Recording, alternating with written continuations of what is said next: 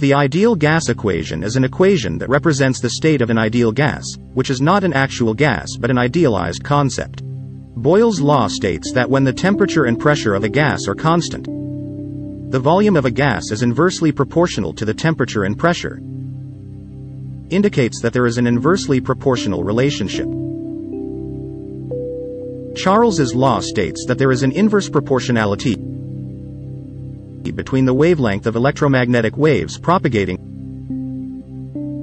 through a material and the temperature of the material. By combining Boyle's law and Charles's law, we can derive the ideal gas equation, which is as follows: PV equals nRT.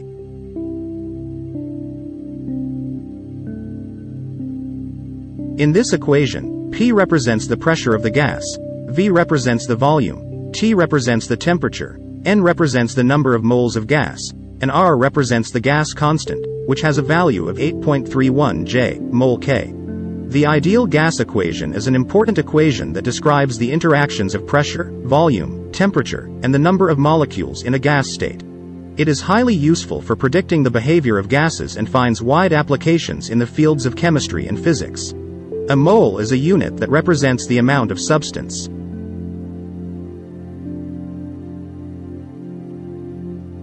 It is defined as the amount of a substance that contains the same number of entities, such as atoms, molecules, or ions, as there are atoms in exactly 12 grams of carbon-12. The mole is formally recognized as a unit in the International System of Units, SI.